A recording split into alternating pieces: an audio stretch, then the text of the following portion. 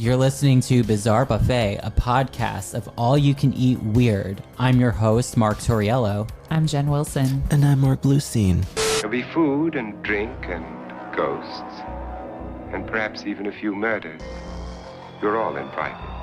When we first went in, one of the people said, "Who are you?" And Tex said, "I'm the devil, and I'm here to do the devil's business." Hi. Hey, welcome to another episode. Hi, everyone.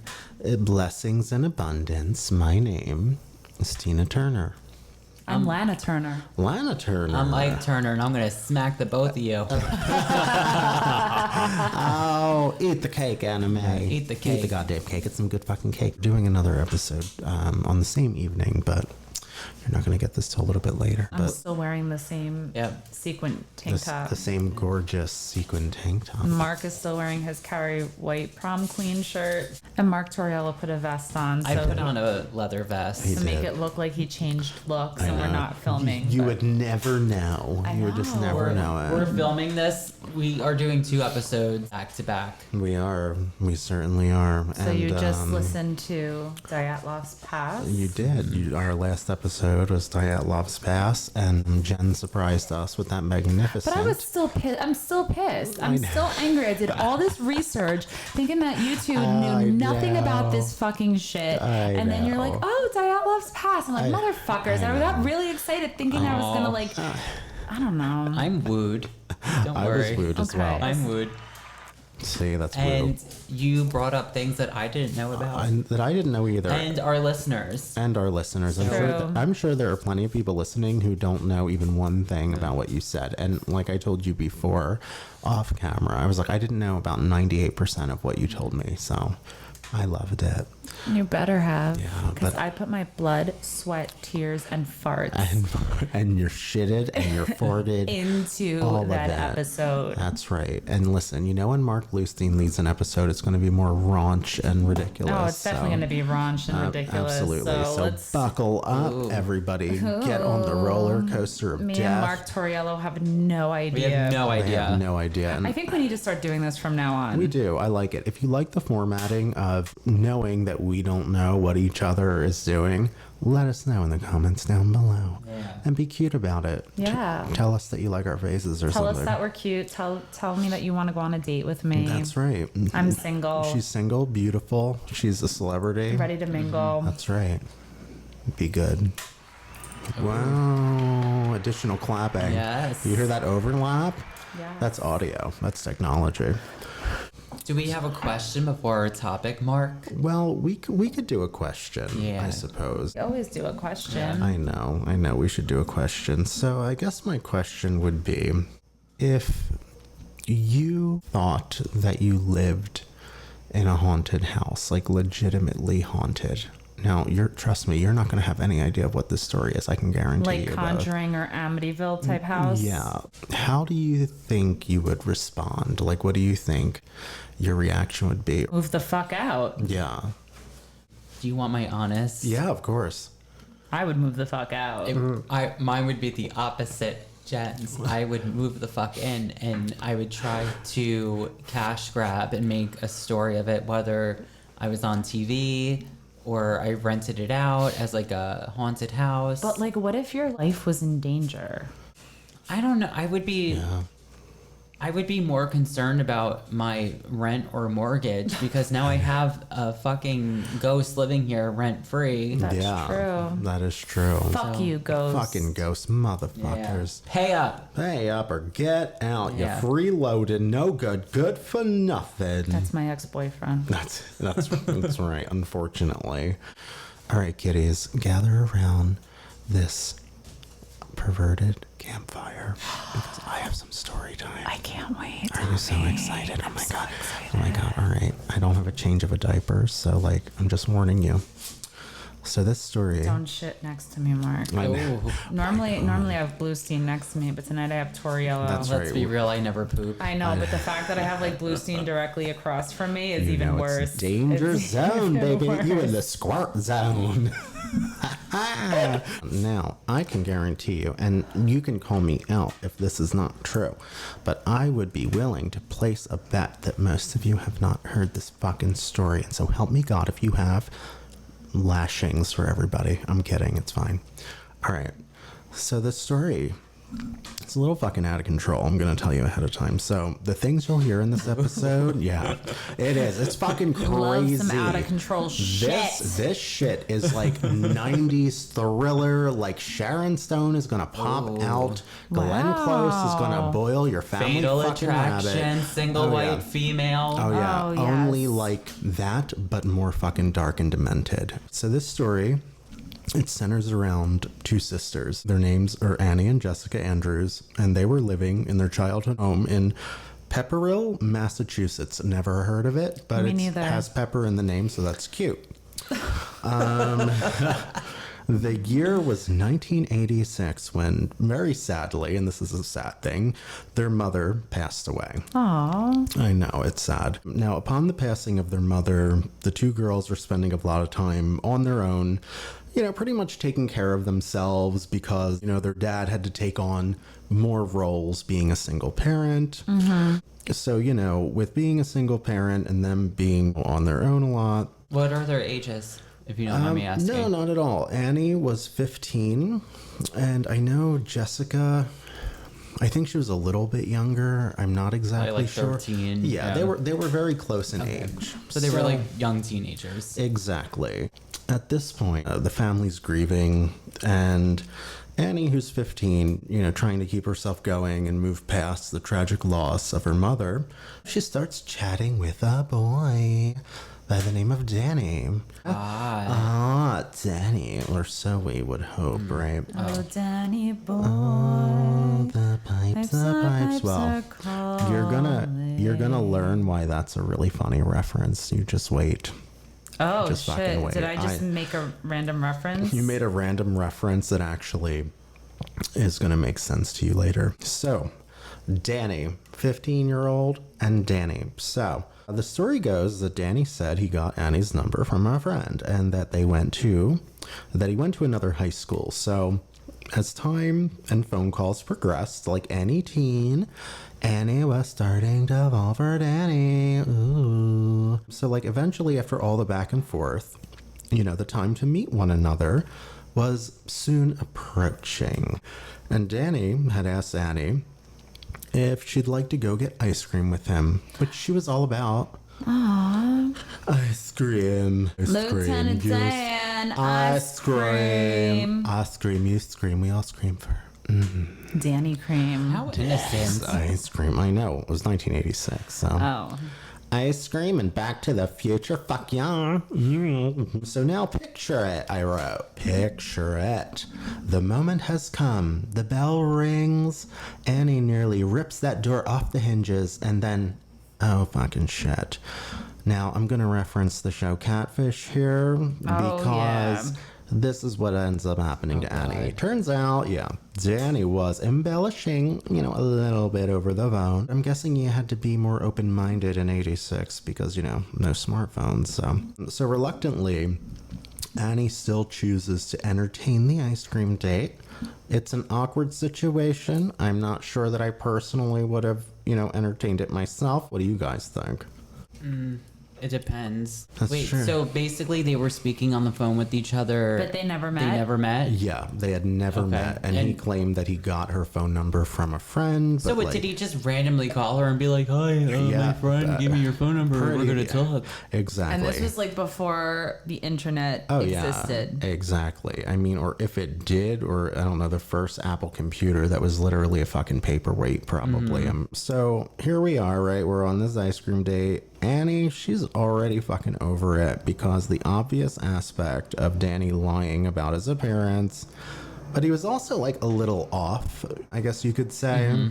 Whatever it was a combination of things that wasn't working, and Annie was like, okay, I gotta go. I gotta go. This ain't working for me. We're going to fast forward, and assuming that would be the last encounter she would have with Danny, she puts him out of her mind. That's that weird situation. They don't talk to each other from that point on. So basically, it was just like a bad catfish date. Exactly. It was just like a bad catfish date. She was essentially being polite or to try to avoid awkwardness, maybe. And she was just like, all right, I'm going to do this. Everyone's been there at some point in time, I'm sure, or at least most people. Maybe she just wanted the ice cream. Yeah. All right. Now, we're a very bizarre podcast. We love bizarre things. Let's talk about Ouija boards for a moment. Okay. And we're switching it all up on you. You know, most kids and adults alike have dabbled in the spooky occult pastime, right? Trying to conjure either like your great grandma Gladys or Satan. Of course. You know, the We've usual. all done it. We've all been there, done that. We all have. You know, someone's mom has probably yelled at them at some point in time, you're gonna conjure demons or something like that. Anyway, so as we've already learned, Annie and her family have suffered this great loss. It's not entirely common that two teens still being heartbroken from this loss would try to maybe communicate with their mother, like via Ouija board. So they're trying to communicate with their mother, who passed recently, you know, for some answers or whatever it is. Shortly after the seance, things started getting more strange around the house almost immediately. So now, do you guys have any idea of like where this might be going or no? I'm not sure yet.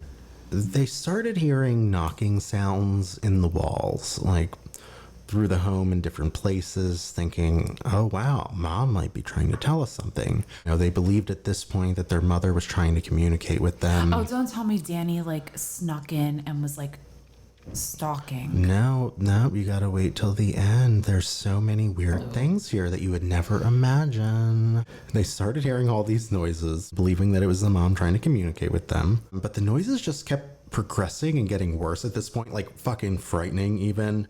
Multiple taps at once in succession, just like a lot of like, you know, like fucking out of control. So here's the issue now. No one is believing the girls, including their father, because they've discussed this with him and they were like, listen, this is what's going on. Like, we think it might be mom or we have a ghost from the Ouija board. And the dad is pretty much chalking it up to residual stress, wanting to believe essentially. These are methods of coping. And the dad himself never actually heard any of these taps himself because he was working more and had more things to do, as we discuss. Now, the noises continued for the girls, but seemingly they were only happening when the dad wasn't home. The lights would go on and off, things would be moved. Typical haunting jazz, you know? Typical fucking haunting jazz, what you would expect. So it doesn't sound too different from other haunting stories you've heard. So it's been established that the girls aren't making any traction with their dad, believing that the experiences, and by all accounts, he hasn't heard any of what they've been experiencing. What can he do, I guess? However, all of the banging and clanging continues as they're home by themselves. On one occasion, they braved going down to the basement because there was a particular amount of ruckus coming from there. As they explore the basement, they discover on one of the walls there's writing. Oh. And the writing is in some kind of red something. I'm assuming it's supposed to be blood or something of that nature. And it said, I'm in your room, come find me. Oh. What the fuck? How weird. I know. This sounds like a scary story that we would tell at sleepover parties. Oh, Yeah. You just wait. Naturally, at this point, Annie and Jessica, they call their father. He rushes home because now there's like, you know, this fucking writing on the wall. The cop who arrived discovered that the writing on the wall was done in ketchup. Nothing is found to be wrong in the house, but at this point, the dad definitely feels the two sisters are attention seeking or acting out or who knows. Whatever it is, he's not about it. He's like, y'all need to chill the fuck out at this point. A few weeks after the message on the wall incident, you would guess it, that the shit starts happening yet again. The goddamn tapping, like, I would be so annoyed. I would be so annoyed because it stopped after the first writing for a little while. Then it started up again. Danny and Jessica decide to follow the tapping sound yet again, and this time it's coming from upstairs as opposed to below in the basement. As the sisters approach up the stairs, they discover another message, and this time written on a mirror in that same goddamn ketchup, I'm assuming, that reads, "I'm back, come find me." I don't fucking know what I would do. But ketchup? I mean, that's what the cops said it was from the first writing. I don't know if there's any like clear-cut documentation of the ketchup writing or not. I wonder if it was like in a bottle and they like used the bottle. Yeah. Or their fingers. Well, what do you guys think? Do you think the sisters are doing it at this point, or I don't know. Or do you think it's a haunting? Or... I don't know. I want to know about Danny though, so keep going. All right. Well, I want Danny to come Danny back. might just be a nice ice cream boy. Who knows? I'm thinking that there's something with the father. Yeah. Because he is never there when this shit's going on. Maybe the father had something to do with the mother's death. Maybe. Oh, wait, maybe the mother's not dead and she's catfishing. Are you guys loving this right now? Oh my God. Just keep going. Yeah, keep going. this is I know. This is really intriguing. Just keep going. All right. Stop asking us questions. No, listen. It's We're doing intriguing. He just interactive. keeps like, What do you guys think? Let us know in the comments oh down my below. God, just go on with All this. right. Go on with the No. story. I They're want to so- know. Mark and Jen are so excited. I love it. Maybe the All right. ketchup is really mustard. Maybe they dyed the mustard Maybe red. it's menstrual blood. Might be. They wrote it with a You're tampon. gonna have to wait to find out, aren't Sorry, you? that was... No. Yeah, sorry.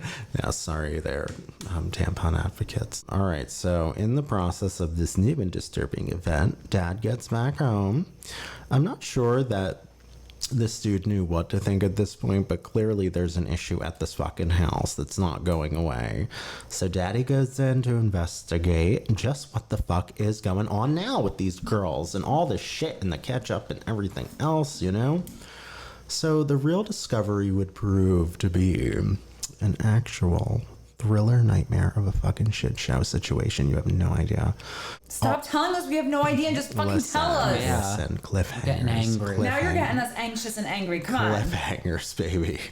All the TVs were on like maximum volume. And it's When the dad got home? Yeah.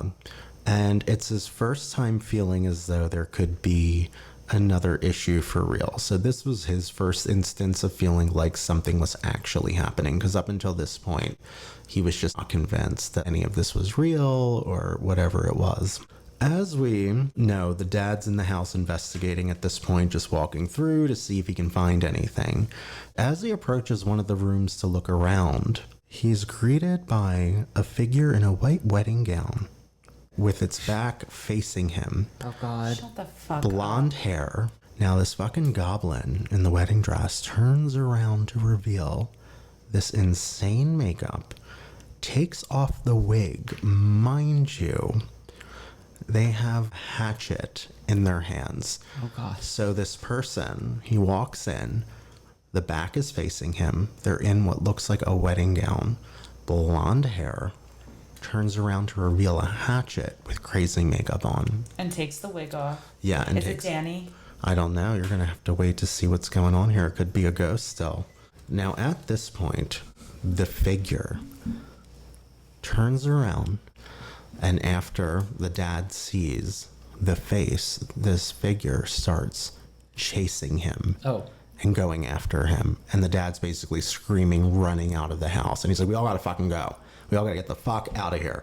All right? Just like the imagery, the wedding dress, crazy makeup, and a But you hatchet. said that they took the wig off. Yeah, the person took the wig off and then chased the dad with a hatchet that was in their hands after they took the wig off. Did the dad recognize the No. person or entity? No, he just ran the fuck out of there. Okay, he was bugging. Listen, if I walked into a place and there was a goddamn made-up face with a wig and a wedding dress with a goddamn hatchet or an axe, I would be the fuck out of there Yeah. too. Hell yeah. Let me tell you. The dress that was worn was the dress of the dead mothers.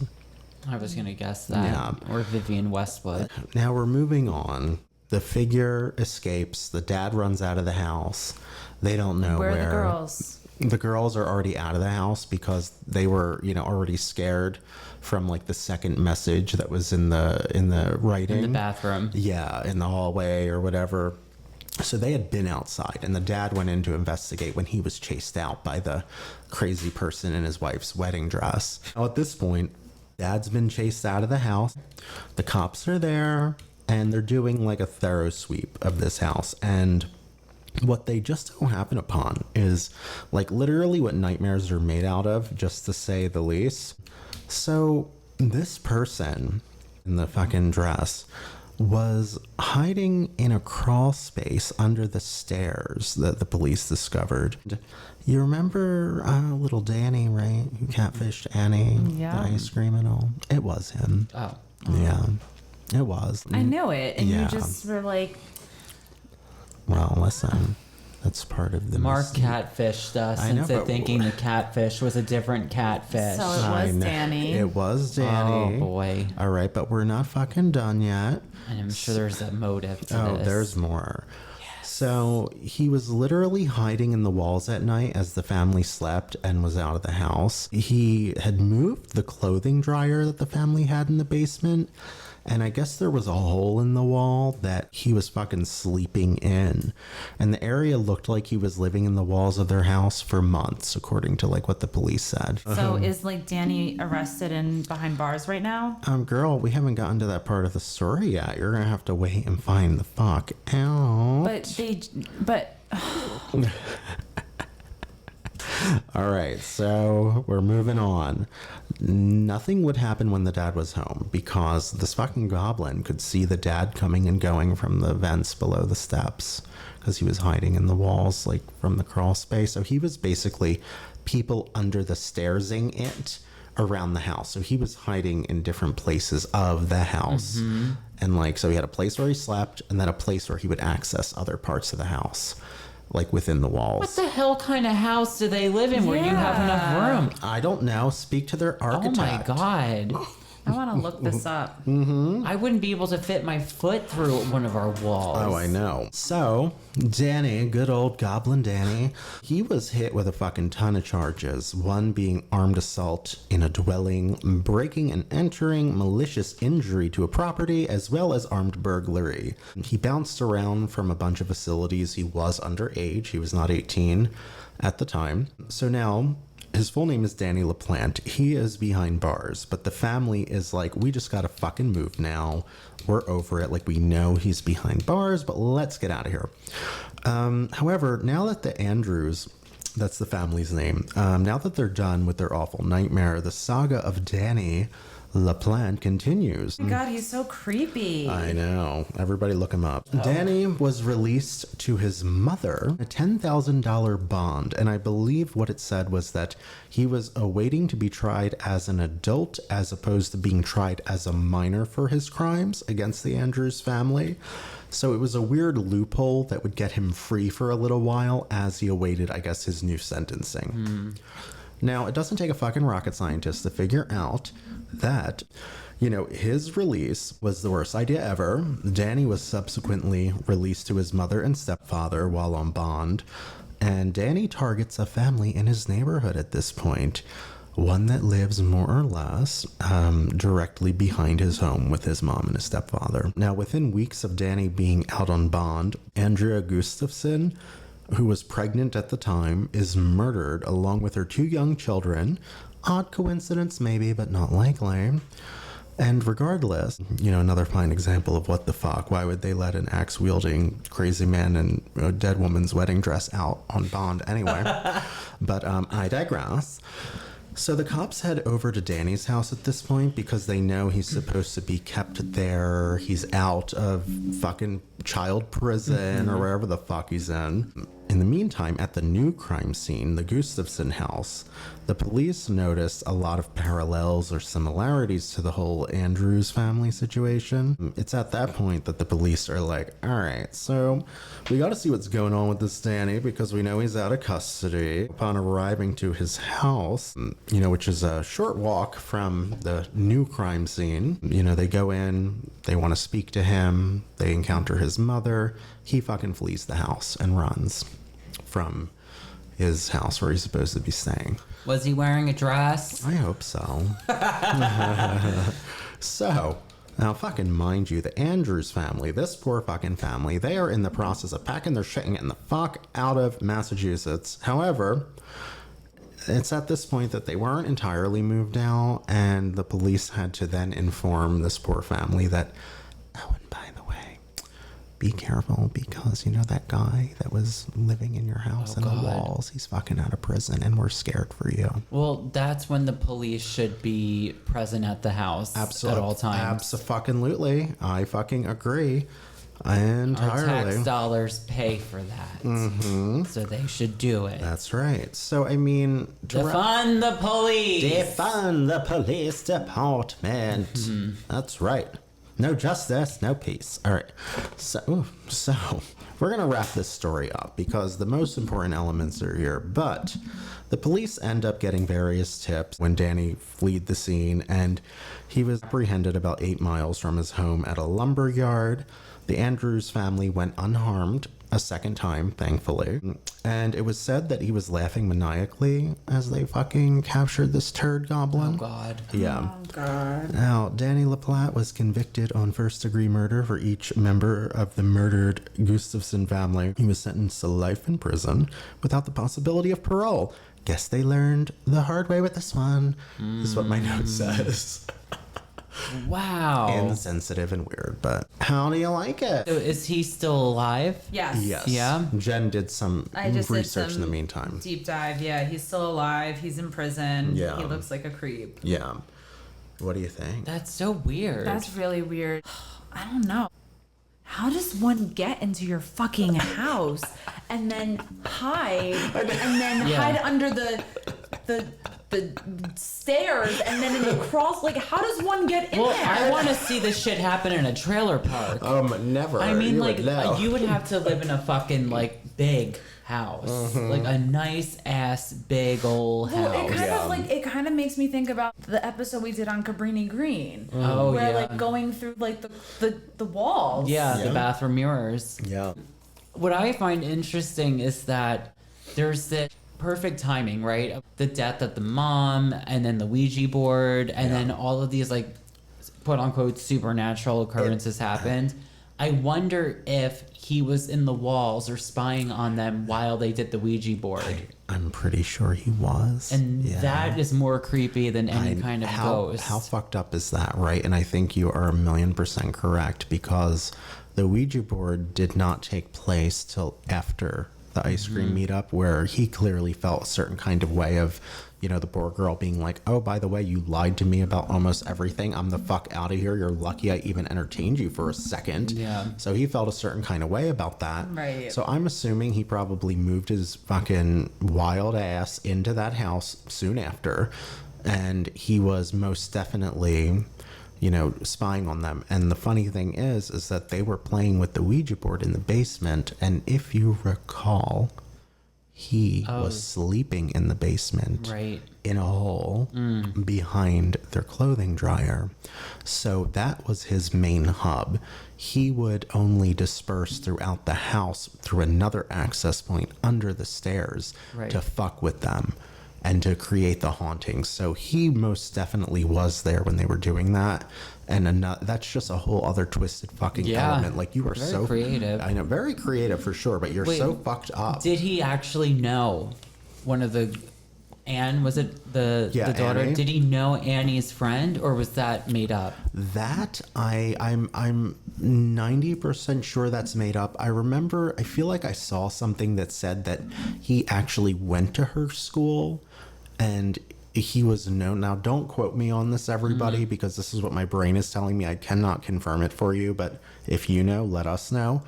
I'm pretty sure that he actually went to her school, and that's how he knew her. So the What a friend, dweeb. I know. So the friend connection, I'm from another school, was like bullshit entirely. But he was living in that house. But did he live at home too? Is it like I mean, that's not clarified. There might be other articles. This is just from one source that I Right. used. I would love to see people interview these killers and ask them exactly how it was done, because I think that's really fascinating and interesting. It is. And I mean, you know, there might be footage of him being interviewed. There could be. I'm not entirely sure of its presence or not. But, you know, a lot of times these people are just such fucking narcissists that they're like, I'll never tell you because I don't have to, you know? Oh, I'm powerful. Oh, see, I got power. Oh my God. Yeah, but I mean, how just that to me is just such a creepy story for so many reasons. Dress. The dress, the wig, the war paint, as it was quoted, face makeup, the axe wielding. I mean, it's just a fucking shit show of a nightmare. Like, for fuck's sake. Can you imagine? What do you put on a dating profile if you're this dad looking to meet a new wife one day? Oh, and by the way, an axe-wielding psycho lived in the walls of my house for a while. I mean, I would be like, marry me, but still. But that's so off-putting. Like, I don't know what the fuck I would do if I saw that. Like, I know. And it was just such an opportunistic, I think, attack for so many reasons, because the kid was aware that the dad was never there, mostly never there. So he capitalized on the father taking on all this additional stress of like, okay, now I got to pick up these 20 other things that, you know, my wife did, and now they're mine on top of my existing 20 things. So he was usually never there. And this fucker had a vantage point, like where he would be stationed. He could see the dad coming and going, and that's why the noises and the shit and like the crazy disturbances would happen when he wasn't there. That's so weird. Just to like invalidate the kids when they would tell him like, these things are happening, and he'd be like, really?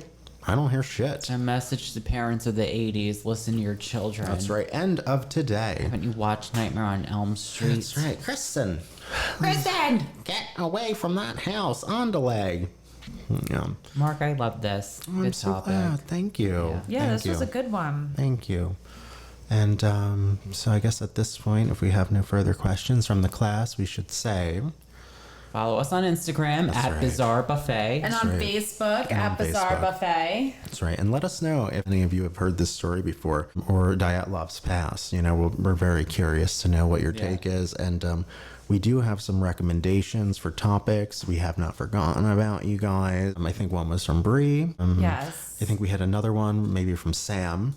I believe so. We will definitely visit those at some point in time. And please subscribe to our podcast. Absolutely. Apple, Spotify, Stitcher. And then it really helps if you leave a review, and it's also helpful for us. Yeah. Just like and just a little review. Nothing crazy. Yeah, nothing crazy. I mean, you can comment on our stunning beauty, but you can also just say something nice and give a star rating, and it helps us a lot, you know? So until next time, my name is axe-wielding dead woman's dress. I'm Daniel LaPlante. I love it. Hi, Danny. And I am the ice cream that Daniel LaPlante put his tongue into. That's kind of beautiful. That's a really beautiful That's image. charming. I love it. I'm the dryer. On the dryer. I'm the dryer that concealed the hole that he was hiding in and terrorizing this poor family that had a terrible loss. All right. Well, goodbye. Bye. Bye.